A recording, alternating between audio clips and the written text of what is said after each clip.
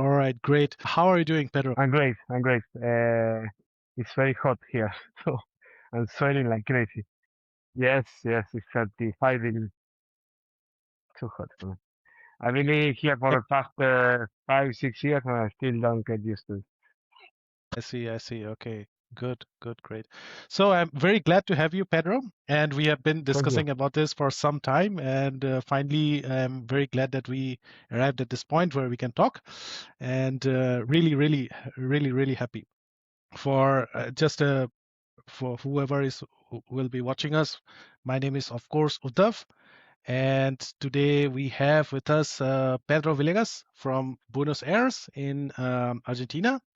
Pedro is a massive Boca fan, right? And a Yeah, football yeah. fan in general, and which makes him a perfect guest to be in this conversation. So, welcome, Pedro, and I'm really Thank you. happy Thank that you very much, Love. you could join us. Yeah, I'd like to ask Pedro, how is it like to be a local in La Boca? I mean, I've heard stories that we have the paintings and murals of football legends everywhere in the streets. Yes, But maybe you can tell us a little bit about it. yes. La Boca is painted everywhere in blue and yellow. Yes, with the colors of Boca Juniors. There are murals everywhere, mostly murals about Maradona, of course. And here you can live, the football presence is every day very strong, but mostly, of course, on the match days. The match days are the best days. Tomorrow is going to be a match. Who is playing? Boca Juniors versus who?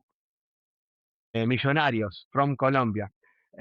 Boca's last coach before this one that we have now was Miguel Russo. Miguel Russo died sadly recently when he was still coach of Boca Juniors, yes, when he was in his job. And there was a huge tribute here in La Boca. Yes, the funeral was in La Bombonera, in the Boca Juniors Stadium. And they organized this match against Millonario as a tribute to Miguel Russo because he also was a coach of Millonarios, of this team in Colombia, yes. I see, I see. So this is kind of like a charity match, or it's a competitive match in a tournament or something. It's a friendly match, but the fans don't care if it's friendly or it's in a tournament. They're going to celebrate anyway. Yeah, for the remembrance of the coach. So it is really nice that they have organized this. I want to know, Pedro, and I have prepared some questions, but there is no right or wrong answer here. It's just a friendly chat, and I would just like to know your opinion here. I want to know how football became such a key part in Argentina's national identity, because of what I have read is that it was bought by the British in the late 19th century, but I want to know, is it after the 1978 or the 1986 World Cup, the people became more passionate about this, or was it the case even before, like this, you know? Yes, that's true. Football was brought to Argentina by the English, yeah. Rarely made it better, of course, but it came originally brought by the English. And football was always very important because football was the perfect excuse to form a club. The situation acá in Argentina was never good. Yes, I'm talking about economic situation, no? And in those times, the ends of the 1800s, beginnings of the 1900s, there were a lot of immigrants coming here. Most of these immigrants were from Italy, from Spain, and they were very poor. In Spain and in Italy, they have in their in their culture this thing about creating clubs and creating associations. Yes, and the football was a perfect excuse because it was something that um, everyone was starting to play. It was becoming very popular, but the clubs were never just football. Yes, not Boca, not any club in Argentina is just football. They have restaurants, they have swimming pools that you can go during the summer with your kids and your family. They have big parks with barbecues that you can go to with your family to make an asado, a barbecue. They have healthcare system, healthcare centers schools, and many, many other things, and also all the sports, not only football, handball, basketball, volleyball, both in masculine and feminine. So the clubs are just more, are a lot more than football, and maybe that's the reason why we are so passionate about our clubs, because we grow up in the club. Yes, we develop our social life in the clubs. We make our best first friends there. We go with our families there. So they are a very important part of our culture, and they began like that. Yes, and football, just as I told you, the perfect skill, the initiation of the foundation of a club. I understand. I understand. And when is it that you became a Boca fan? Because you were in this neighborhood, or you just inherited this from your parents? How did it come? My father was hincha the Independiente, yes, the Independiente fan, and I became an Independiente fan. When I came to La Boca, I also became a fan of Boca Juniors. I never stopped being an Independiente fan. That's in my heart because my father was always an Independiente fan. I still follow Independiente. But when I came here 6 years ago to this neighborhood, adopted me as one more neighbor, and it changed my life. I really love this neighborhood. Uh, it's part of my essence now. I feel like part of a very important part of my life. And the football is, of course, here very important. Boca Juniors is very important. Every time the Boca Juniors wins a match, everyone is happy in the streets. You can see it in their faces. Every time that Boca loses, it's like rainy. Yes, even though the sun can be red, it's like cloudy. Yes. So I love seeing that the people happy of the neighborhood. Of course, I love when Boca wins. I love the identity of La Boca, of Boca Juniors, yes, and how the fans are and everything. So that's when I became also a Boca Juniors fan when I came here to this neighborhood. Can a family here support different clubs, or is it unusual? For No, no, example, it's bad sin. It's bad sin. I'm criticized because of this. I know, but I don't care. I don't care because I feel it that way. I feel that I have love for the belt, so I do it anyway. But it's not so common. It's bad sin. I'm getting criticized. yeah, yeah. But of course, you have watched a match in La Bombonera, right? And Yes, is it true that there is a myth that says that the La Bombonera it moves when Boca plays? Is that true? actually, it's not true. La Bombonera doesn't move or doesn't shake. Yes, it beats like your heart. Yes, yes, it actually moves. It was built for that because even though this is not an earthquake area, the architect built it prepared for earthquakes. Yes, because he knew about the passion of the fans. Yes. So when we start to jump all together at the same time, we do this very frequently. The stadium Yeah, yeah. starts to move. Yes, and that's when we say the bombonera is beating. Yes. Mostly when you're standing on the second or the third flare, you feel the floor moving and you can see it. You can see how You can it see it. moves. You can see it. Yes, Ah. there are videos. You can watch it in internet of the second or third flare moving. Yes, like this. 'Cause that's one that would be some It's crazy. experience. When does a kid start playing football? Because I've heard players, starting in, let's say, street football, and then they're suddenly recognized by the scouts. At what age does a kid start playing football? Is it like 10 years or even before that? Uh, we will throw a ball to our kids when they are still in the mother's and haven't born if we could, but we can't. Since the moment that they are born, the father puts a ball and he makes it kick it. No, no, since the moment that they are born. Yes, yes, yes. At 2 or 3 years, they are already kicking a ball. And then what you say is very important about the neighborhoods, little fields that have a special name here in Argentina. We call them potreros. Yes, the potreros are these little fields. Most of them don't have grass, don't have anything, sometimes they don't have goals. Yes, you make the goals with a sweater or with a stone or with whatever. These potreros are the places in which Argentinian football was born, and Argentinian football still is alive. Yes, there is a mural 2 blocks from here, from this place where I live, just in front of La Bombonera. Yes, that mural that says, "Without Potreros, there are no Maradona," because Maradona learned football in the Potrero.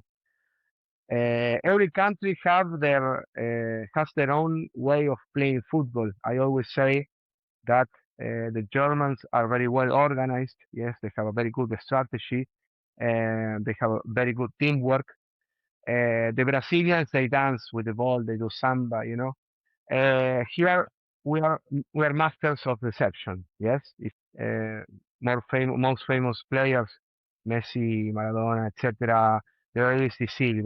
They are going this way and then they go the other way, and that's something that you learn in the potrero. That's part of the how clever you have to be in these kind of neighborhoods to survive. The kids are very clever. Since they are little kids, they learn all the things that they have to learn to survive in these neighborhoods, and they express that in these fields, in the potreros. Yes, and that's why for the Argentinian football, the potrero is something vital. That's where they built up the intelligence in order to play and so Exactly. on. So, according to you, okay, because you're a Boca fan, which Boca players are considered legends and why? First of all, the number one is Juan Román Riquelme. Riquelme is without a doubt the most important idol of Boca Juniors, even more than Maradona for Boca, because of the amount of Libertadores Cups. Yes, and he also won the Intercontinental Cups. So without a doubt, Riquelme, the actual Boca Juniors president, is the most important figure, the most important legend. And then, of course, Maradona, he's a big symbol. I think Palermo, yes, without a doubt. Yes, those are maybe one of maybe could be between their first most important players. Okay. Can you tell us a little bit about the Superclásico, Boca Juniors versus River Plate? It is considered as the biggest rivalries of world football, and Yes, it is even covered by the international media over here in Europe and Asia. And have you ever witnessed a Superclásico? How is it like on that day? yes. I've been in a few. These are the days in which the neighborhood is more crowded. Yes, if they tell you here in La Bombonera, you can't walk here. Yes, all the streets are absolutely full of people.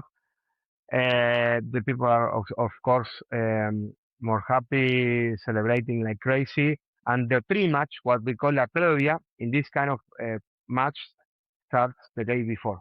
Yes, so let's say Boca plays a Sunday. On the Saturday, the people are already taking the barbecues to the street, making the asado there. Yes, gathering and drinking and talking about the match. Yes, some of them spend a week until the other day. The fans are absolutely crazy.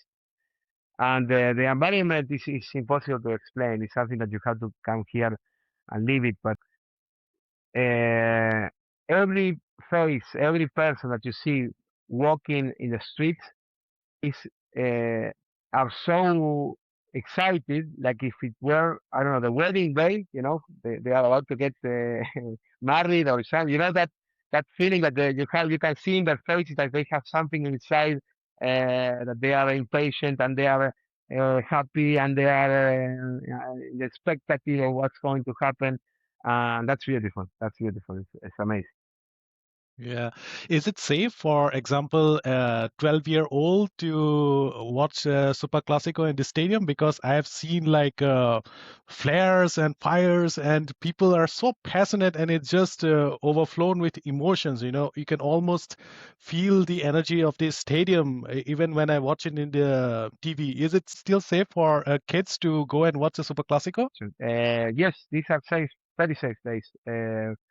Lots of people come with their families. And there's something very special that happens in the stadium behind one of the goals. Yes, the goal on the north part of the stadium. There is a fence. Yes, this fence is made with a net. No, Yeah, yeah, yeah. okay. In these places, in this fence, the fans tie their sweaters. Yes, from the leaves. So And why is that? they tie the sleeves like that, and they put the kid right there. They sit next to the fence to see the match, and you can see all the kids, but a huge line of kids, all tied in the sweater in the air. They are up in the air, in the fence, one next to the other, to the other, next to the other, to the other, and they have the best view of the match because they are on the front line, yes, next to the fence, and they are hanging from the fence, yes, like 2 meters from flare. I can It's only amazing. imagine Yes, how this is something that happened uh, also in Bombonera. A lot of people go with that. awesome, great. Moving forward, let's talk about Diego Armando Maradona. He Yes. was considered as a larger than life character, and not just a football player. I heard that he's also the reason many male population in Argentina has the first name Diego. At the same Yes, time, yes, that's right. he is also worshipped across the country. How big an influence he has left in Argentina? Why is he considered as a larger than life character and not just a football player? Uh, because he never forgot the place that he came from. Remember that we talked before about him learning to play football in El Potrero. Yes, that happened in Villa Fiorito, in the neighborhood that he grew up. Villa Fiorito is a very poor neighborhood, and Maradona grew up in very difficult conditions. Yes, he used to say that the room in which he slept was so small, and the brothers and the sisters in that room were so many that when one of the brothers started to dream about something, all the other brothers dreamed the same thing. Yes? That's how he made an example of how difficult was the life or how what were the conditions in which he used to live. So Maradona never forgot the place that he came from, and he was always doing things for uh, for his people. The people that he met when he grew up with. Yes. So I will tell a story, for example, of Maradona that explains very good this. Yes, Maradona used to do all the warm-ups with the anti shoes. Yes, so this was something that he did since he was a little kid. He always did that. Later, when he became famous, this became a very special moment for Argentinians because we love to see Maradona on the warm-up, juggling with the ball, yes, with the shoes untied. We love this moment. And we also loved the other moment in which he kneeled to tie his shoes just before the match. Yes. We were very excited because we were going to see Maradona playing. The match was about to start. And also in this, if you see the pictures, you will never see Maradona looking to the ground, looking into the shoes. He was tying the shoes with the face up, looking to the rivals, looking at the field, like imagining what things he was going to do on that match. In this moment, all the photographers went over Maradona to take the pictures, to film, because they knew that we love this image, and everyone was wanted to take this picture. Everyone wanted to take it, and this became something important for Puma, the brand of shoes, because they were getting a lot of advertising with this. Yes. So Maradona knew that he could do something with that. Yes, he started to ask from Puma 20 pairs of shoes every week. Yes, so he could give to the kids that couldn't buy because he remembered when he was a kid that it was very difficult for him to buy his first pair of shoes to play football. So every week Maradona was giving away 20 pairs of shoes to people that need them. Yes. And Puma were getting tired of this. They tried to send less shoes. Yes, two less. They sent 18 instead of 20 one time. And Maradona was very angry because of this, but he didn't say anything. He waited until the next match and he tied the shoes before the warm-up. So no one took these pictures, these famous pictures. And Puma didn't get the advertising. So the next week, Puma sent him 50 pairs of shoes. Yes, they got the message. They got the message very, very clear. And never again they sent less than 20 pairs of shoes to Maradona. Yes, Maradona was doing this kind of thing all the time. Yes, and that's the other reason why we love him so much. Besides the things that, of course, he did in football and that are so important. I never heard this story, but it also shows how he cares for others, right? So it's a Yes, really interesting story. Yeah. Were you born in 1986? Were you there, or you were born after that? I was born 4 months later in October of '86. So you missed. I missed So it. you missed the No, World. actually, maybe I was there with my mom, when she was watching the TV. But yes, I missed it for 4 months.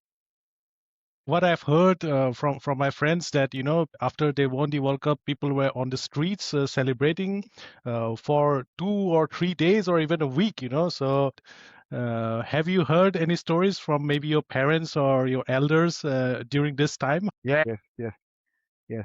I can't remember like a specific someone that told me how was the celebrations. Everyone told me that it was crazy, that they were very happy, etc. But no one told me something crazy or specific. But I do remember a friend, a very very good friend, a huge Boca Juniors fan, that told me how was the day that they were watching the match against England in the quarterfinals of the '86 World Cup. And I remember that when he told me this story, I could almost see it in real life because it was so real. He told me how they were all the family, yes, next to the TV. Imagine in those times they were very small TVs, yes, very very small. Yes. So all the family were like making a half a circle surrounding the TV, and Maradona on the second goal starts running from behind the middle team. Yes, so he started to pass the English. Yes, remember that he passed 6 English players. So my friend told me how every time that he passed a new English player, everyone started to stand, and then they stand more, and then they were all standing. Yes, and then more closer to the TV, closer to the TV, closer to the TV. And when Maradona scored, they were almost having the TV. And that's when everyone jumped and started to celebrate the goal. I remember this tell about the match day with England from my friend. Very good because it's a great story.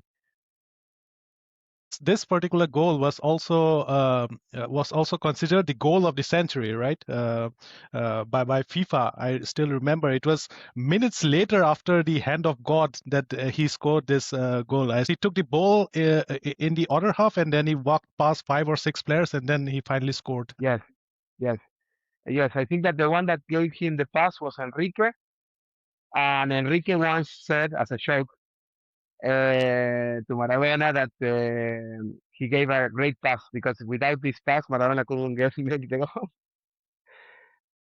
I assisted you, he said. I assisted you. Yes, and what happened in this moment happened two special things. If you look at the video, you will see like a sun in the middle of the field. Yes, that was coincidence. The Azteca Stadium had like a decoration. Yes, it was random decoration, and one of these decorations was a boy with sticks coming out of the ball.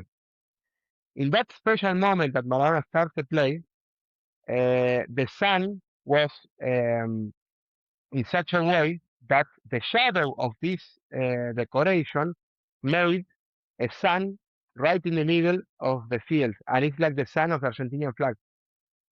Oh, okay. This was just coincidence. It was not something made in the field. It was not intentional. It happened just by coincidence.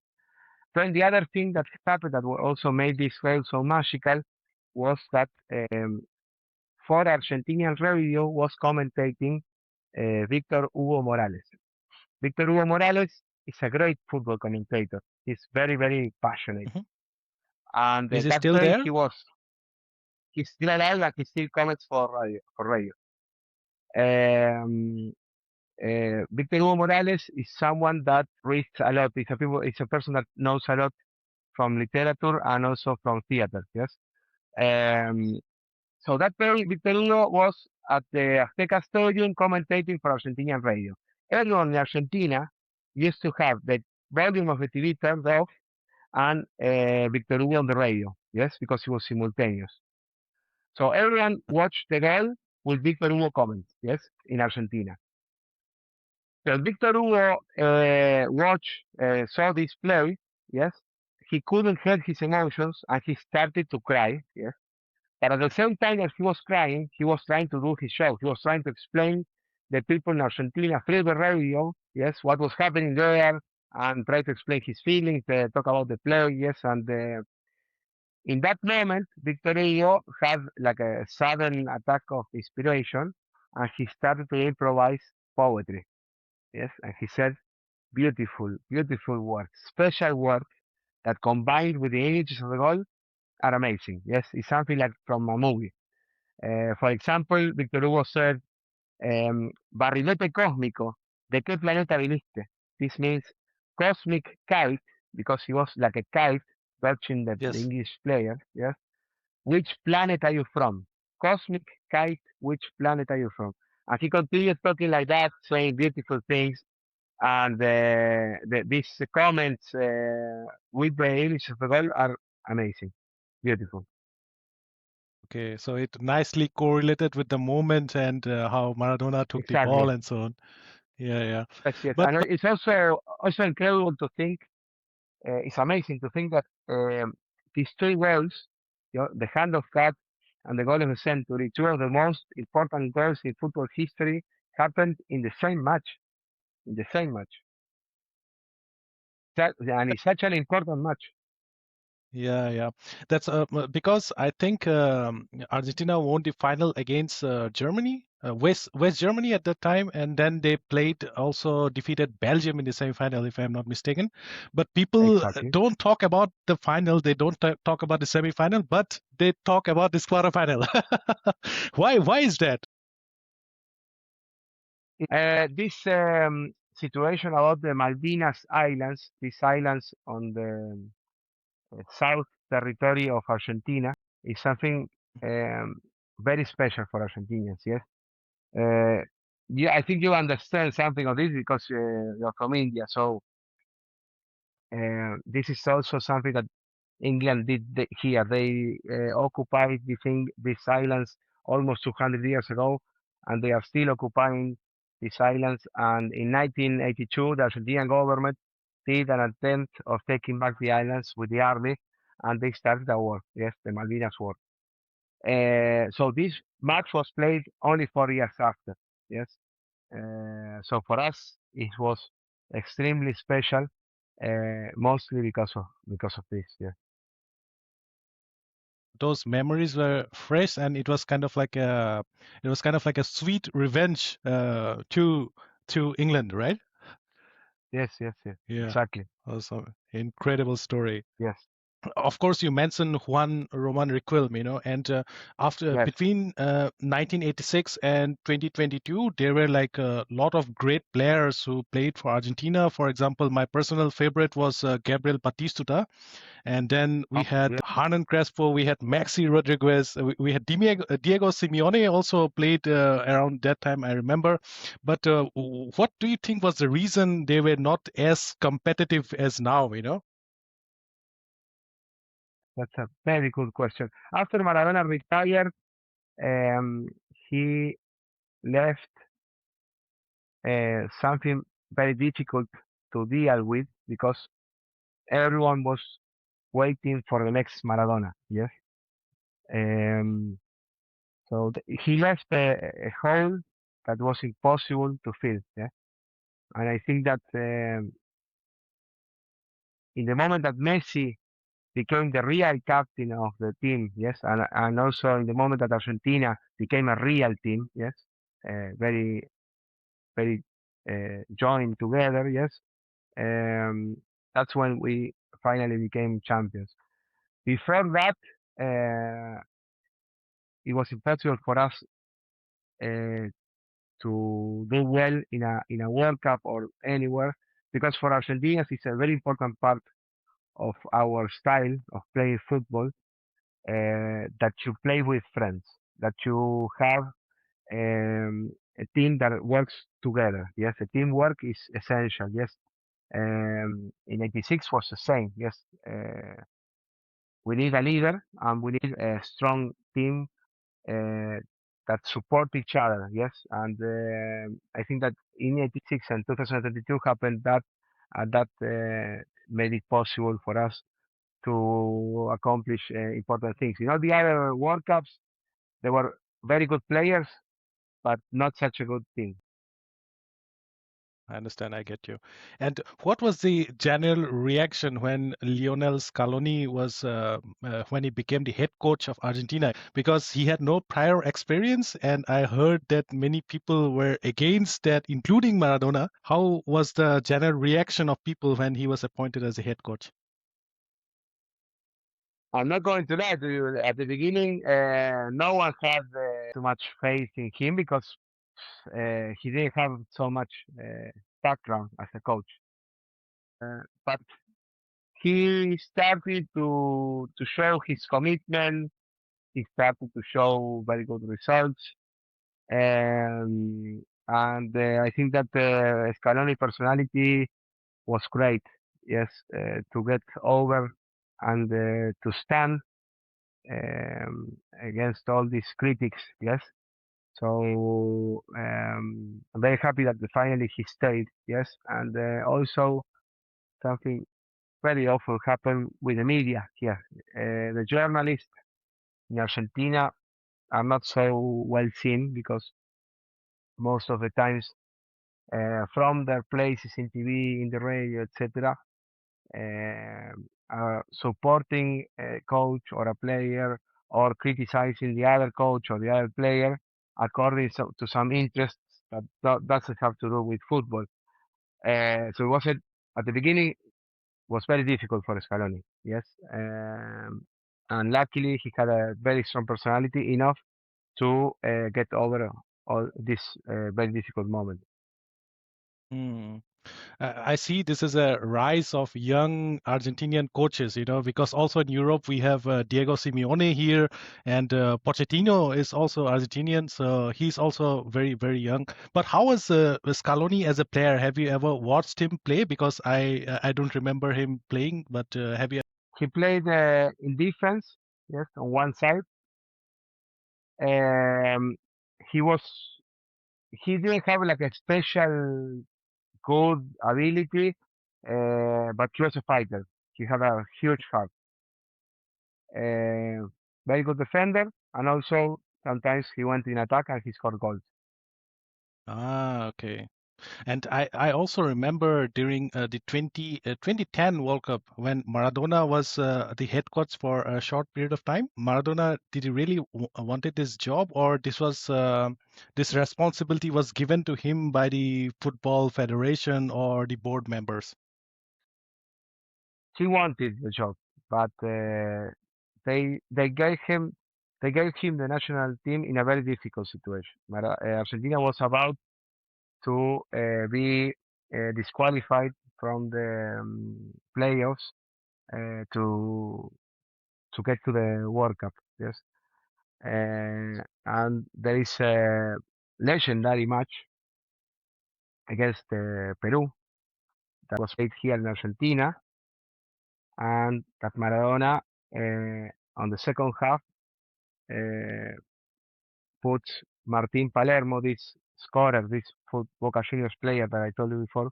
He puts him in the field. Yes, Palermo was a bit old. Yes, he was at the end of his career. Maradona was very criticized for putting Palermo into the team. Yes, and Maradona wanted to show that he was right. Yes, so in the most difficult moment in this match with Peru, that if we didn't score this goal, we could be outside a World Cup, which would be for us devastating. Palermo gets in, and it was raining like crazy, so it was like a movie, you know. It was raining, raining, raining, and Palermo goes and he scores a goal in the last second. In the last second, he scores Oh, a goal, and you can see Maradona running, yes, and then doing the airplane in the in the grass, yes, with all the water of the rain because it was heavy, heavy rain, yes, heavy rain. If you look at the images of this match, it's like looking a movie. It's like watching a movie. It's amazing. It's amazing. And after that, he made interviews in which he showed that he was having a very difficult moment. Yes, he was very stressed for all the situation, and finally he got it. So he spelled everything out. He said everything that he had to say on the microphone. This is for you, for you, for you, for you, for everybody. So it was difficult at the beginning. Then, of course, it was very sad to to get to be eliminated from the World Cup. But at the same time, it was something that it was a good try because imagine if we were world champions with Maradona as a coach, would be spectacular. oh my God. Yeah, I still remember in one of the matches in the 2010 World Cup, he was a little bit superstitious. So he used to carry the rosary beads, with him. And then he also tried to avoid the color green in the dressing rooms for some reason. I forgot now. But he was a little bit superstitious when he had this matches for Argentina. Very superstitious, and that's something that he got from Bilardo. Bilardo is the coach from the '86 World Cup. Some people think that Bilardo is crazy because with these superstitions, he's extreme, absolutely extreme. Yes. So once that he was a coach in a club here in Argentina, someone throw salt. The salt is bad luck. We say in Argentina, salt in the ground is bad luck for us. So he ordered to go and buy sugar because if you throw sugar on top of the salt, you annulate the bad luck. Yes, so you can see the images of Bilardo throwing sugar or the salt. Yes. Also, when the other team was coming to the field, you know that they come running, yes, in a line. Something that he did to give them bad luck was crossing in the middle when they were going inside. And you can see Bilardo crossing every time that the other team was coming out, crossing in the middle. Once the police wanted to stop him, yes, the police stopped him, and he touched them. He did like this, and he and he passed the middle of the line. Being a coach, this is something that a coach normally does do. Milano was extremely crazy, and also when in the '86 in the World Cup we were winning the match, he started to repeat everything that the team did before the match that they won, yes, to keep the good luck, yes. For example, there was a song that they always heard, a music song that they put in the bus, arriving to the stadium. So one once he made the bus stop because they were arriving too early to the stadium. They had to arrive to the stadium at the same time that the song ended because that's what Oh, happened in the match that they won on the first time. So it was always like that. It was crazy. And Maradona took a lot of things from him. Yes. crazy stories. Good to know. And Yeah. probably this is asked to you many times, but still I'm going to ask you, Pedro, how Okay. do Argentinians see Messi and Maradona? Do they have equal status or there is still this debate on who is the greatest of all time? Yes. I hear this question many, many times. It's like asking someone if you love more your mother or your father. You know, Yeah, yeah, there's a big true. difference in generations. Yes, the younger prefer Messi. We prefer more Maradona because we were there when Maradona did a lot of these things.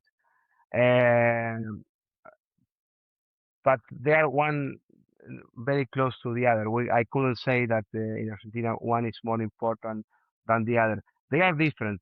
Of course, they are different. I think that something that Messi didn't do, that Maradona did, is that Maradona became a cultural symbol for Argentina. He exceeded football and he did a lot of other things. Yes, he had a strong commitment with a lot of other things besides football. No one asked that Messi has to do the same. No, because Messi is Messi and Maradona is Maradona. I personally I like very much how Messi is because I think he's a nice guy. He's respectful. So for us, it's a good representative. But Maradona, being a bit more imperfect because not all the things that he did in his life were a pain. Well, we say that Maradona uh, is the most human between the gods. Yes. So with all his mistakes and all the things that he did right, he represented our culture um, in a very precise way. Yes, if you have to think in the prototype of the Argentinian, you have to think in Maradona. Yes, of course, with all the good things and all the bad things. Yes, you have to think in Maradona. Yeah, yeah, true, true. And let's say besides Messi and Maradona, who do you think are the five best players who played for Argentina or who represented Argentina? One you already named it, Juan Roman Riquelme, Palermo, and Yes, can you name two or three more? In Who? Argentina, I would say Messi, Maradona, Kempes, Daniel Pasarela, and the number five is very, very difficult. I will tell you these four. I will stay with these four. These are the four, without a doubt, Kempes, Maradona, Messi, and Pasarela. Pasarela is the Mm. only Argentinian player that won two World Cups. He was in both World Cups in 78 and 86. And he was Really? one of the best defenders in history. He was very tough, very good defender. It was impossible to pass him. He also had a very good shot. He shot and he scored a lot of goals. Very good free kick and very good header. Yes. For me, I think, of course, I come from a different perspective, but for me, I think Angel Di Maria is a very important player for Argentina because he won almost every single title in Europe. He won the league titles, I think, with three different countries, and then of course he won the Champions League. I think he also won the World Cup, right? And the Yes. Yes. Olympics one time I remember. There was a crazy stat that says, he's the most decorated player in terms of awards and individual medals after Hmm. Messi. Yes. Yeah, Yes. okay. Because it is, of course, 2026, the World Cup year. And what are the expectations? Do you think the team this time is stronger than the last time? Oh, that's a very good question. It could be considered stronger because they already won the World Cup. They have a very strong team. Yes, they get along very well between them. But at the same time, I'm worried that they are if they become too confident. That can make all these things that happened to Argentina because Argentina won everything in the last 5 years, 6 years. We won everything. We won the Finalissima against Italy, the two last Cups of Copa America, America. the World Cup. So if they stay like that, because every time that the Argentina goes and plays, um, they still have the same intensity, yes, and that's good because they are not getting confident. Yes, oh, all right, we're the best. We're going to win this easily. When they start doing that, they're going to start to lose. So if they don't do that, if they don't get too confident, I think that we're going to have possibly a very good World Cup. Of course, I'm not going to say any results before it's played because here is considered bad luck, and also I am very superstitious as Maradona and Bilardo. Okay. Then I'll put it in another way, right? Or who do you want to play the final against? No, no, Let's say, no. let's say Argentina reach the finals. Who would be the team Yes. that you'd like to face them in the finals? I always want to play any final with England. Always, With always. England?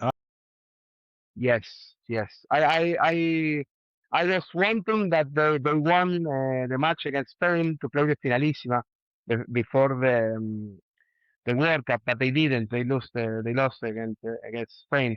But I always I love this match. I love. I think that England is by far our most important rival. The rivalry is the strongest rivalry is this one. I always want to play England. Yes. They have a good team. But I have a feeling that they will meet at some point. I don't know when, but during this World Cup, there will be a match between Argentina and England. I hope this happens. You think? Uh, yeah, I think so. Because they are a very good team, and of course they reach the finals in the Euro Cup, right? So we already were like 1 hour now, so it is okay, Pedro. Thank you very much. Thank Muchas you so gracias. much. Thank you so much. This was very, very interesting. Okay. And I hope to see you in Argentina when you come. Of course, we're going to eat an asado. I don't know if you eat meat, but we're going to eat together and we're going to put a Boca Juniors match. I get you the tickets. Okay. Sure. Thank you so much. We'll plan something up. Thank you so much, Don't Pedro. worry. Yeah. Have a nice All day. right. Bye. Bye.